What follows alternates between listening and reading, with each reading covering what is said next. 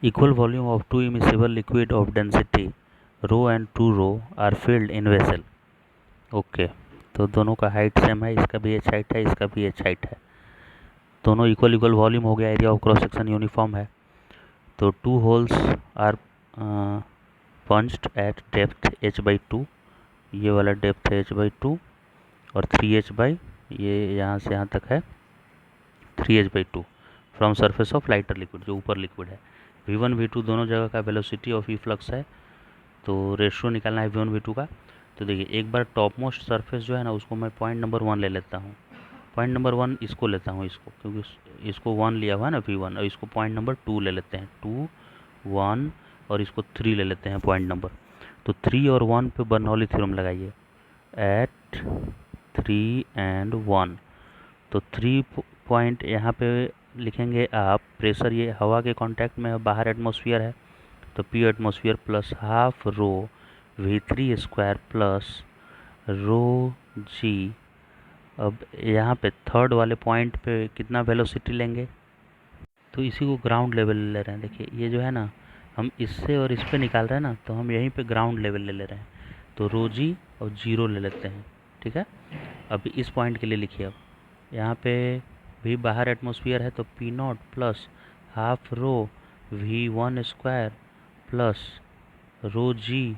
अब ये h/2 था, ये 0 नहीं लेना है, इसको क्या लेना है h/2, इसको 0 लेना है, रो जी 0, क्योंकि हम इस पॉइंट को ग्राउंड लेवल लिए हैं, ग्राउंड।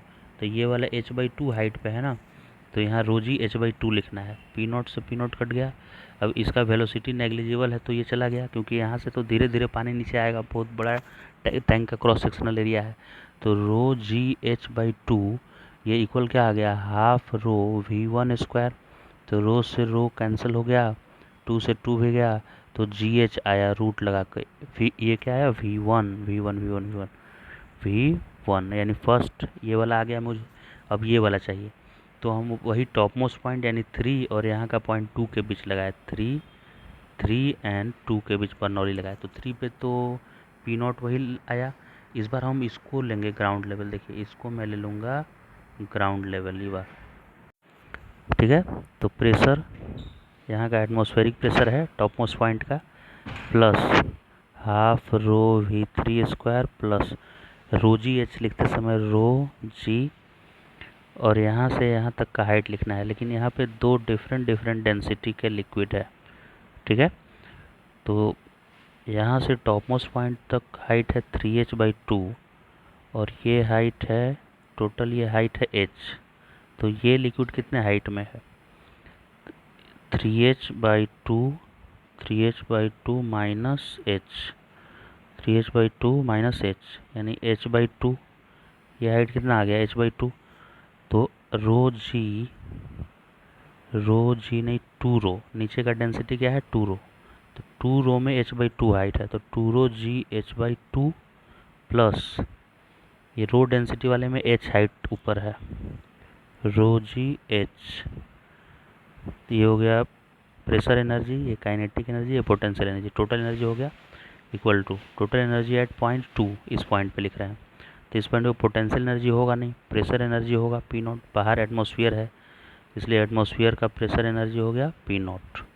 ओके, इसके बाहर भी क्या है, एटमॉस्फेयर है, प्लस यहाँ पे half rho v square, half rho की जगह पर 2 रो लिखेंगे, क्योंकि यहाँ जो लिक्विड है उसकी डेंसिटी क्या है 2 रो है, तो हाफ इंटू 2 रो, और यहाँ का वेलोसिटी है v2, तो v2 square plus potential energy 0 है, क्योंकि इसी को ग्राउंड लेवल लिए हैं। तो अभी इसको सॉल्व कर देते हैं, पी नॉट से पी नॉट कैंसिल, और ये v3 0 हो जाएगा, क्योंकि नेग्लिजिबल स्पीड होगा टॉप मोस्ट पॉइंट पे। तो इससे v2 कितना आएगा, 2 से 2 कैंसिल हो गया, तो रो जी एच और ये एक और rho g h, 2 rho g h equal to, इस साइड में आया 2 रो/2 v2 स्क्वायर, 2 से 2 गया, रो से रो कैंसिल हो गया, तो v2 √2gh आ गया, v2 बराबर है √2gh।